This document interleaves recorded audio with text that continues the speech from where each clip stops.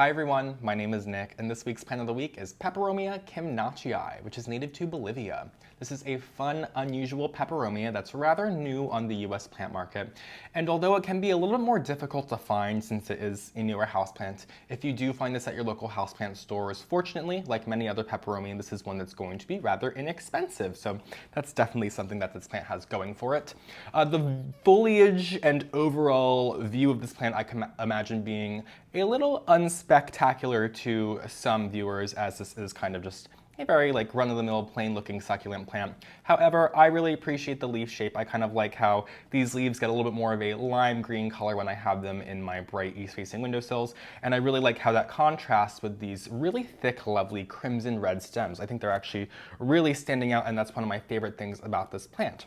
Let alone the leaf shape, which I think kind of gives you a couple different vibes of many other different peperomia that are on the market, like Peperomia tetragona and Peperomia phillyfoliage, just to name a few. But as there are like 1,000 species of peperomia, if not more, in existence, I really enjoy that this one is just kind of grabbing a few bits and pieces of characteristics from some of those other peperomias and creating one of its own. But speaking of Peperomia tetragona and phillyfoliage, I would say that kimnachii grows in a very similar manner in the way that these vines, I want to call them, are going to grow upright until they get a little too heavy, and then gravity is going to take its toll and just kind of weigh it down. You can see some of these vines that I have over here, which these leaves are a little bit more wimpy. I got this plant probably about 2 years ago at this point, and when I first got it, I put this in my kitchen in my old apartment, so it was like maybe 4 or 5 feet away from south-facing windows, which oh, my dishes are done, which is a couple feet away from a south-facing window, which even though south-facing window provides a lot of light because I lived on the second story and compared to about the 20th story where I live here, my lighting is a little bit more intense here even with my east-facing windows. So you can see how it's kind of adapted to that setting and kind of gotten these much larger leaves that have more of that pale color. So this will handle a large amount of light, as many peperomia do, but if you do want to grow it to its fullest potential, I would recommend growing it like in any east, west, or south-facing window. In a north-facing window is probably fine, but if you are working with a north-facing window and just that, I would make sure that you have it as close to the window as possible, as if you are working even a couple feet away from it, you might have it put up these kind of smaller wimpy leaves like I have here. And you can even see in the stems how much thinner these stems are in comparison to like this stem right here, which is like 3 times as thick and just so much more beautiful. You can tell it's growing much more to its fullest potential now. This plant, when it comes to watering, is great for anybody who's a little bit more forgetful like I am. This, as it is a peperomia, is one that could rot very easily upon overwatering. So I would make sure that your soil is dry, if not very close to dry, before you go ahead and water it.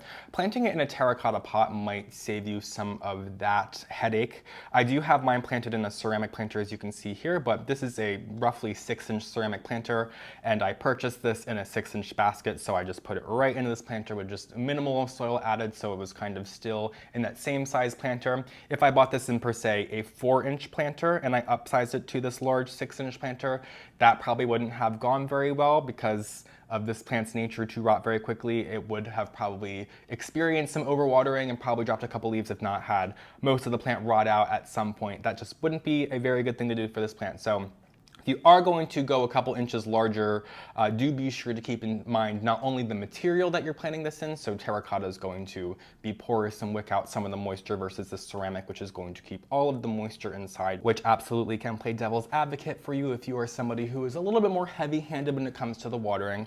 But you also want to make sure that you are using an appropriate soil for your peperomia, as these are like more succulent house plants. They are going to appreciate a soil mixture that has maybe some more perlite or pumice or bark added into it, something that's going to help keep the drainage of the soil up and not be just that plain old usually peat-based mix that's coming straight out of the bag that is not going to do your peperomia as good, that's going to hold on to too much moisture, and specifically with this very succulent peperomia, that could lead to root rot down the line and be a very quick and unsatisfying death for your beautiful Peperomia kimnachii. Peperomia are rather sensitive to chill, so if you do have drafty windows in your home, I would keep that in mind this winter time. Maybe perhaps move it to a grow light area where the temperature is going to be a little bit more controlled, but these are not going to appreciate, I can imagine, anything below 60 degrees. So I would be very mindful there.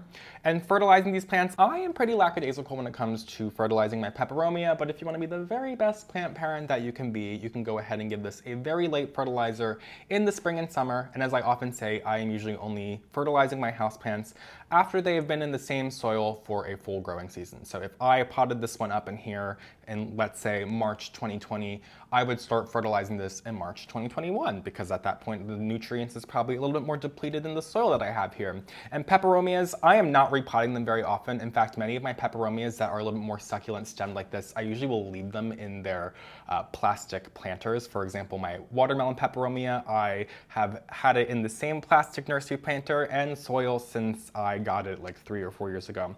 This one I did take a chance with and potted it up, but like I said, I did keep the planter size exactly the same.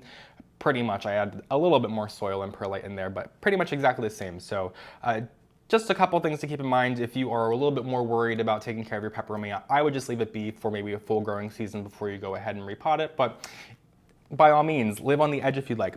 And propagating this plant is very easy. You can totally go ahead and propagate this by just taking a stem cutting. Like for example, I have this long stem right here, so I will probably go ahead and cut this off rather close to the lower node here, which is where these group of leaves are growing, because not much action is going to go on along here.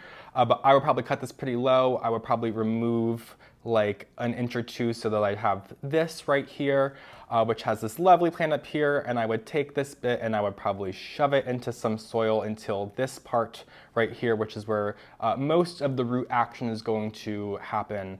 I would make sure that this part is submerged in soil or water, and then I would go ahead and keep it in a little humid environment. Maybe I'll put like a little plastic bag over the top of it to keep it in like a little greenhouse condition. I wouldn't keep it too moist, but I would keep it moist but not wet is what I want to say, because as I've said many times, these can be rather susceptible to rot, but it would be a very, very easy plant to propagate, very similar to, as I've said multiple times throughout this video, a Peperomia tetragona or a Peperomia parreskiifolia. And you can also propagate these plants pretty easily by leaf cutting. So I have this leaf right here. As I've been messing around with my plant today, it has had a couple of leaves fall off here and there, and I would just simply take this leaf and I'm literally just going to place it so that maybe like a centimeter of this leaf is submerged in the soil.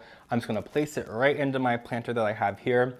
I do this with all of my peperomia around my home if I'm going around messing with my plants or watering them and I knock a leaf off here and there, and I just put the leaf back in the soil, and within a month or two I will have a little bit of growth coming out, and before I know it, I'm going to have a nice, beautiful, full plant. So that is something to keep in mind if you are messing with your peperomia and you knock off a leaf. Not many houseplants you can propagate from just a leaf cutting, but a peperomia is one of those few lovely houseplants. So that's going to do it for today's video, how to care for Peperomia kimnachii, one of my favorite peperomias. Thank you guys for joining me for this week's episode of Plant of the Week. I will see you guys next week. If you don't already, follow me on Instagram at phillyfoliage, subscribe to my channel, and I will see you guys in my next video. Have a great day.